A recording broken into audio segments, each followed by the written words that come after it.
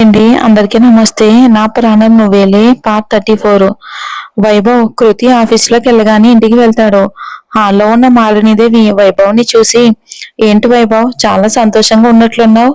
వైభవ్ లేచి మాలిని భుజం చుట్టూ చేతులు వేసి, అవును నానమ్మ, చాలా హ్యాపీగా ఉన్నా. మాలిని మనసులోనే, ఆ కృతి కానీ కనపడిందా ఏంటి వీడింత హ్యాపీగా ఉన్నాడు అనుకుని, అదేంటో మాకు చెప్తే మేము కూడా సంతోషిస్తాం కదా.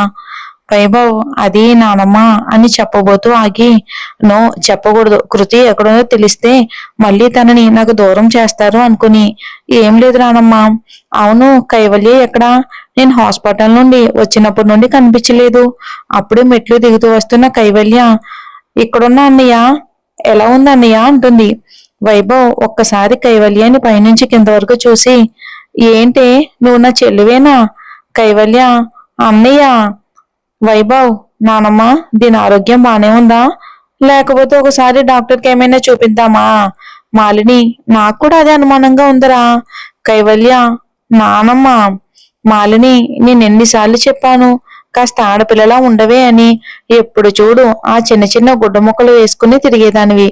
ఇప్పుడు ఈ గాగ్రాలో చాలా అందంగా ఉన్నావు అని నుదుట ఆ ముద్దు పెట్టుకుని కైవల్య ఫేస్ వైపు పరిశీలనగా చూసి, ఏంటే ఫేస్ లో ఏదో బల్బు వెలిగిపోతుంది ఏంటి కదా అంటుంది మాలిని. కైవల్య, అదేం లేదు రానమ్మా. వైభవ్, అవును చాలా హ్యాపీగానే కనిపిస్తున్నావు. ఏంటి విషయం? ఎవరి కోసం ఈ మార్పు? ఎనీథింగ్ స్పెషల్ అంటాడు వైభవ్. సాత్విక్ సాత్విక్ లోపలికి వస్తూ, సంతోషంలో ఉంటే ఎవరి ఫేస్ అయినా అలానే కనబడుతుంది కదరా. వైభవ్ సాత్విక్ ని చూడగానే హ్యాపీగా హత్తుకుని, ఏంట్రా ఇప్పుడు గుర్తొచ్చానా? నేను హాస్పిటల్లో ఉన్నప్పుడు ఒక్కసారి కూడా రాలేదు అంటాడు. సాత్విక్ ఆశ్చర్యంగా ఫేస్ పెట్టి, నువ్వు కోమాలో ఉన్నావు కదా, నేను రాలేదని నీకెలా తెలుసు అంటాడు. మాలినీదేవి, వాడు కోమాలో ఉన్నా వాడికి మన మాటలు అన్ని వినగలుగుతాడని డాక్టర్ అన్నాడు. అందుకే కదా ఆ కృతి నవ్వు విని వీడు మామూలు మనిషి అయ్యాడు అని అంటుంది. సాత్విక్, ఏంటి కృతి నవ్వు విని మామూలు మనిషి అయ్యాడా? నవ్వు వింటేనే బాగైపోయిందా అంటాడు వెటకారంగా. కైవల్య, నిజం సాత్విక్ గారు, అన్నయ్య కోలుకుంది ఆ దరిద్రపు దాని నవ్వు వినే. అయినా దానిలో ఏముంది? అన్నయ్యకి అదంటే పడి చచ్చిపోతాడు, అంతలా ఇష్టపడుతున్నాడు అని అంటుంది ఫేస్ చిరాగ్గా పెట్టి కైవల్య. వైభవ్, కృతిని నోటుకొచ్చినట్టు అంటే బాగుండదు కైవల్య, చెల్లెవని కూడా చూడను అంటాడు కోపంగా. మాలిని, ఏంట్రా ఆడపిల్లని పట్టుకుని ఆ మాటలు? ఆ దిక్కు మొక్కు లేని దానికోసం నీ చెల్లెల్ని అంటావా? దానికి వైభవ్ కోపంగా, చెల్లే కాదు ఎవరైనా సరే నా కృతిని ఒక్క మాట అన్నా సరే ముందులా తనని నాకు దూరం చేయాలని అడ్డు వచ్చినా జరిగేదే వేరు అని కోపంగా తన రూమ్కి వెళ్తారు. కైవల్య, చూసారా సాత్విక్ గారు, ఆ దారిన పోయే దానికోసం నన్నే అంటున్నాడు. కృతిని అనేసరికి సాత్విక్ కూడా కోపంతో పిడిగిలి బిగిస్తాడు. కానీ కోపాన్ని బయటకు కనబడనివ్వకుండా నవ్వుతూ, పోనీలే కైవల్య, వాడేదో బాధలో అన్నాడు, నువ్వేమీ పట్టించుకోకు, పదా అని మాలినీదేవికి బాయ్ చెప్పి ఇద్దరూ ఆఫీస్కి కలిసి వెళ్తారు. ప్రణవ్, కృతిని రమ్మను, ఆఫీస్కి వెళ్దాం అంటాడు బయటికి నడుస్తూ. ప్రణవ్, కృతి రామ్మా, లేట్ అవుతుంది. ఆ అన్నయ్య వస్తున్నా. సుమతి, తను ఎక్కడికి రాదు, మీరు వెళ్ళండి. అశ్వత్, వై ఎందుకు రాదమ్మా? కృతి పెళ్ళి అయ్యే వరకు తను ఎక్కడికి రాదు. ఆఫీస్కి వెళ్ళడానికి రెడీ అయ్యి కిందకు వస్తూ ఇక మిని వీళ్ళ మాటలు విని, పెళ్ళా? ఎవరిదత్తయ్య అని అనుకుంటూ వచ్చి వాళ్ళ పక్కనే నిలబడుతుంది మిని. అశ్వత్, ఎందుకు? అయినా తన ఇంట్లో ఉండి ఏం చేస్తుంది? పెళ్లి పనులు చూసుకోవడానికి మీరంతా ఉన్నారు కదా అంటాడు. మిని, అత్తయ్య మన ఇంట్లో పెళ్ళా? ఎవరిది? ఇంకెవరిది? మీ బావది మిని అంటుంది సుమతి. మిని, ఏంటి అశ్వత్ బావకు పెళ్ళా? అమ్మాయి ఎవరు? సుమతి, ఇంకెవరు, మన కృతినే. మిని కోపంగా భార్గవి వైపు చూసి భార్గవికి మాత్రమే వినపడేలా, ఏంటత్తా, నేను 2 రోజులు ఊళ్ళో లేకపోయేసరికి బావకి దానికి పెళ్లి ఫిక్స్ చేశారు. నువ్వు ఉండి ఏం చేస్తున్నావు? అందుకేనా నన్ను ఇక్కడికి ఎందుకు తీసుకొచ్చావు అంటుంది. దానికి భార్గవి, నేనేం చెయ్యనే, ఎంత చెప్పినా నా మాట ఎవ్వరూ వినలేదు. అక్కడికి నేను ఎంతగానో నచ్చజెప్పి చూశాను, అయినా లాభం లేదు. ఏం చెయ్యను? అవునే, నువ్వు నిజంగానే మీ ఫ్రెండ్ పెళ్లికి వెళ్ళావా అంటుంది భార్గవి అనుమానంగా చూస్తూ. మిని, "ష్, తర్వాత చెప్తా." సుమతి, అమ్మ కృతి, ఈ రోజు నుండి నువ్వు ఆఫీస్కి వెళ్ళటం లేదు. కృతి డల్ గా అశ్వత్ వైపు చూస్తుంది. అశ్వత్ కృతిని చూసి తను కూడా ఆఫీస్కి రావాలి అనుకుంటుందని అర్థమై, "ప్లీజ్ అమ్మా, మా మంచి అమ్మవి కదా." సుమతి, "నువ్వు ఎంత ఐస్ చేసినా సరే నేను వినను" అంటుంది. అశ్వత్ వినోద్ వైపు చూసి, "నాన్న హెల్ప్ చెయ్యండి" అన్నట్లు సైగ చేస్తాడు. వినోద్ సుమతి దగ్గరికి వెళ్ళి, "సుమా, పోనీ పంపించొచ్చు కదా, కృతి కూడా ఆఫీస్కి వెళ్ళాలి అనుకుంటుంది." సుమతి, "ఏంటి, వాడి తరపున వత్తాదు పుచ్చుకున్నారా? అయినా అప్పటి నుండి వాడు మాత్రమే కృతిని ఆఫీస్కి రమ్మని అడుగుతున్నాడు. కృతి సైలెంట్ గానే ఉందిగా, అంటే కృతికి ఇంట్లో ఉండడం ఇష్టమే కదమ్మా. నువ్వు ఆఫీస్కి వెళ్ళొద్దు అదే కదా అనుకుంటున్నావు నువ్వు కూడా" అని అంటుంది సుమతి. కృతి అశ్వత్ వైపు చూసి, "ఇల్లైనా ఆఫీస్ అయినా ఆయన ఎక్కడ ఉంటే అక్కడ ఉండడమే ఇష్టం అత్తయ్య. ఆయన పక్కన లేకుంటే అంతా శూన్యంలా అనిపిస్తుంది. మనసంతా ఎందుకో నాకు భారంగా ఉంటుంది." దానికి అశ్వత్ నవ్వుతూ కృతి వైపు చూస్తాడు. సుమతి, "అబ్బో, నా కొడుకు నీ పక్కన లేనిదే ఉండనంటావు అంతేనా?" అంటుంది నవ్వుతూ. కృతి కూడా నవ్వుతూ అవునన్నట్టు తలాడిస్తుంది. సుమతి కృతి నుదుటి మీద ముద్దు పెట్టుకుని, "మీకు ఒకరంటే ఒకరికి ఎంత ప్రేమ ఉందో తెలుసుకోవాలని అలా అన్నాను. సాయంత్రం త్వరగా రండి, షాపింగ్ వెళ్ళాలి" అంటుంది. కృతి సుమతిని హత్తుకుని, "సరే అత్తయ్య" అంటుంది. దానికి సుమతి నవ్వుతూ, "మీరిద్దరూ ఎప్పుడూ ఇలాగే సంతోషంగా ఉండాలి.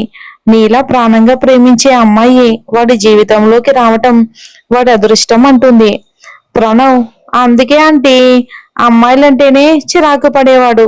త్వరగా పెళ్ళైతే బాగుండు అనుకుంటున్నాడు ఇప్పుడు" అని అంటాడు.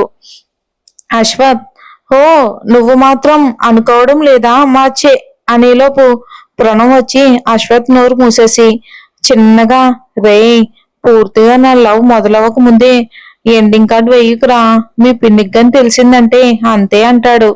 చేయి తీసి దానికి అశ్వత్ నవ్వుతూ, "ఏరా అంత భయపడిపోతున్నావు సన్నాసి." ప్రణవ్, "నువ్వు నన్ను సన్నా యాబ్రా సన్నా నేనేం ఫీల్ అవను. అయినా మీ పిన్ని నోరు గురించి తెలిసిన వాడు ఎవడైనా భయపడతాడు." అశ్వత్, "ఎలా అయితే నువ్వు ఇలా బ్రహ్మచారిలానే మిగిలిపోతావు." ప్రణవ్, "నువ్వు ఉండగా నాకు భయమేలా బావా" అంటాడు కన్ను కొడుతూ. అశ్వత్, "ఓ అవునా" అని నవ్వుతూ, "పద వెళ్దామని అమ్మా, మేము వెళ్ళొస్తామని" అంటాడు. "అలాగే అశ్వ" అంటూ బయట వరకు వస్తుంది సుమతి. కృతి ఆ స్కూటీ దగ్గరకు వెళ్తూ ఉంటే అశ్వత్, "బంగారం, ఆ స్కూటీ పక్కన పెట్టేసే, ఇవాళ నుండి మాతో పాటే రావాలి" అంటాడు. కృతి, "ఎందుకు అశ్వత్ గారు, నేను స్కూటీలోనే వస్తా" అంటుంది. "ఇది బాగానే ఉందిగా." అశ్వత్ ప్రణవ్తో, "మీ చెల్లి మరి ఇంత మట్టి బుర్రేంట్రా, ఎంచక్క ఎంజాయ్ చేస్తూ ఇద్దరం కలిసి కారులో వెళ్దాం అంటుంటే ఈ తింగరిదానికి అర్థం కాదేంట్రా" అని అంటాడు. ప్రణవ్, "తనని అంత ఫాస్ట్ అయితే హా, అతివృష్టి లేదా అనావృష్టి అన్నట్లు ఇన్ని రోజులు అసలు అమ్మాయిని చూస్తే మండిపడి ఇప్పుడేమో ఎప్పుడు మా చెల్లి పక్కనే ఉండాలి అంటే ఎలా, తనేమో రానంటుంది. ఉండు నేను పిలుస్తా" అని. కృతి, "నువ్వు ఒంటరిగా ఎందుకు" అంటాడు. "పర్వాలేదన్నయ్య." దానికి అశ్వత్ తల కొట్టుకుంటుంటే సుమతి అశ్వత్ ని చూసి నవ్వుకుంటూ, "కృతి, వెళ్ళమ్మా, వాళ్ళంతలా అడుగుతున్నారు కదా, వెళ్ళు" అంటుంది. కృతి, "సరే అత్తయ్య" అని వెళ్ళి కారులో కూర్చుంటుంది. మిని, చూసావా అత్త, దాన్ని బ్రతిమలాడి మరీ కారు ఎక్కమంటున్నాడు. నేను అడిగితే మాత్రం విసుక్కుంటాడు. ఆయన ఇంకెన్నేళ్ళలో ఇది ఇక్కడ ఉండేది, ఇంకా రేపో మాపో వచ్చి ఆ వైభవ్ తీసుకెళ్తాడులే" అని అనుకుంటుంది పళ్ళు కొరుకుతూ మిని. భార్గవి మిని చేయి పట్టుకుని పక్కకు తీసుకుని వెళ్ళి, "ఏం ప్లాన్ చేస్తున్నావో చెప్పు, ఏదైనా తేడా జరిగిందంటే అశ్వత్ నిన్ను నన్ను ఇద్దరిని చంపేస్తాడు." అయినా కృతినేమి చేయలేదు కదా అంటుంది టెన్షన్ గా భార్గవి.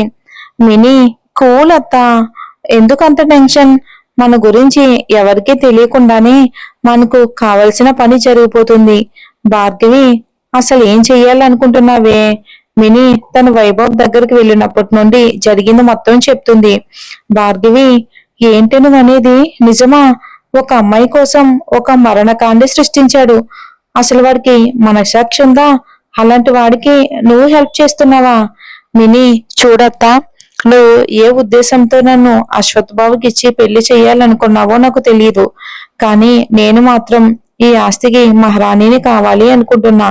దానికోసం ఎంత రిస్క్ అయినా పర్వాలేదు, కానీ ఆ కృతికి బావకి మాత్రం పెళ్లి జరగనివ్వను అని కోపంగా లోపలికి వెళ్తుంది మిని. భార్గవి, నేను స్వార్థం కోసం దీనికి ఆశలు కల్పించాను. ఇప్పుడు ఈ ఇంటి కోడలు కావటానికి ఇది ఎంత దూరమైనా వెళ్లేలా ఉంది.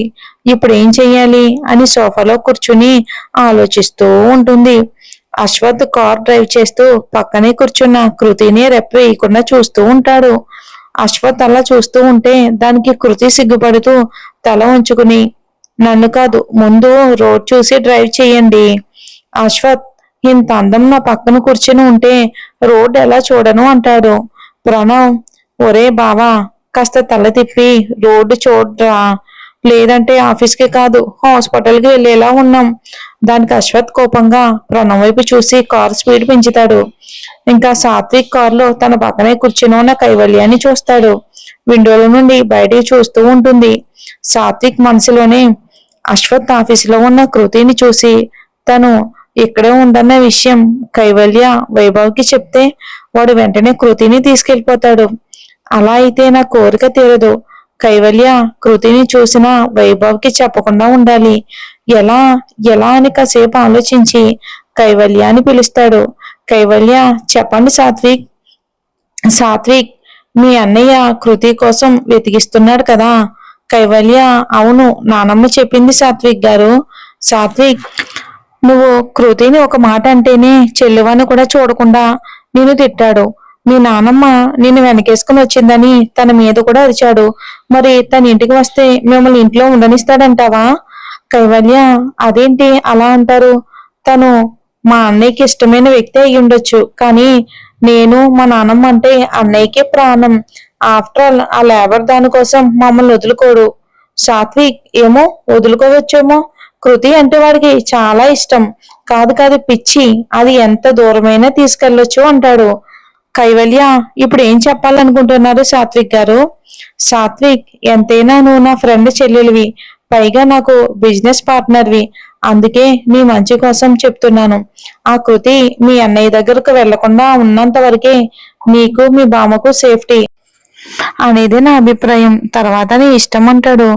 కైవల్య సైలెంట్ గా ఆలోచిస్తూ ఉండడం చూసి సాత్విక్ మనసులోనే, ఎస్, నా మాటలు బాగా పనిచేస్తున్నట్టున్నాయి, ఆలోచనలో పడింది అని నవ్వుకుంటూ డ్రైవ్ చేస్తాడు. ఇక అశ్విత్ క్యాబిన్లోకి వెళ్ళి తన సీట్లో కూర్చుని కోపంగా ఫైల్ చెక్ చేస్తూ ఉంటాడు. ప్రణవ్ భయంగానే లోపలికి వచ్చి అశ్వత్ని చూసి, రే అశ్వత్ అంటాడు. అశ్వత్ టేబుల్ మీద ఉన్న పేపర్ వైట్ చేసి ప్రణవ్ పైకి విసిరేసి, ఎదవా అడ్డగడిదా, మీ చెల్లిని ఎంతో కష్టపడి కారు ఎక్కించుకుని మాటల్లో పెడితే మధ్యలో అడ్డుపడి చెడగొట్టావు కదరా దున్నపోతా. ప్రణవ్ చెవులు మూసుకుని, రే ఏంట్రా తిట్లు, ఆపరా బాబు, ఇప్పుడు కాకపోతే ఈవినింగ్ కృతిని ఐస్ క్రీమ్ పార్లర్ కి తీసుకుని వెళ్ళు. అశ్వత్, నేను తీసుకుని వెళ్తాలే, కానీ మీ చెల్లెలు రావాలి కదా, ఏం అడిగినా వద్దండి అశ్వత్ గారు, ఎవరైనా చూస్తే బాగోదు అంటుంది. లవ్ చేసి ఇన్ని రోజులైనా కలిసి ఇంతవరకు బయటికి వెళ్ళలేదు అంటాడు అసహనంగా. ప్రణవ్, వీడు బాగా ఫ్రస్ట్రేషన్ లో ఉన్నట్టున్నాడు అని ప్యూన్ కి కాఫీ తెప్పించి అశ్వత్ కి ఇచ్చి, కూల్ బావా, తనను బయటికి తీసుకెళ్తే మళ్ళీ తనకి ఏదైనా ప్రమాదం జరగచ్చు కదా. సో నేను కూడా అందుకే ఇన్ని రోజులు బయటికి తీసుకెళ్లకుండా ఉన్నా. కానీ మనం తన చుట్టూ కాపలాగా ఉన్నంత వరకు ఎవరు కృతిని టచ్ చేయరు. మనం ఫ్రీగా ఉంటేనే కృతిని ఎవరు ఎందుకు టార్గెట్ చేస్తున్నారో తెలుస్తుంది. దానికి ప్రణవ్ కూడా, అవునరా, నువ్వు చెప్పింది నిజమే. రిసెప్షనిస్ట్ ఫోన్ చేసి, సార్, సాత్విక్ సార్ కవేలియా మేడం వచ్చారు, పంపించమంటారా అంటుంది. అశ్వత్, 10 నిమిషాలు ఆగి పంపండి అని కాల్ కట్ చేసి, ప్రణవ్, ఆ కవేలియా గురించి డీటెయిల్స్ మొత్తం కనుక్కోమన్నా. అది ఎంతవరకు వచ్చింది? అది నిన్న నైటే పని పూర్తయింది. ఆ ఫైల్ నీ టేబుల్ పైనే ఉంది అంటాడు.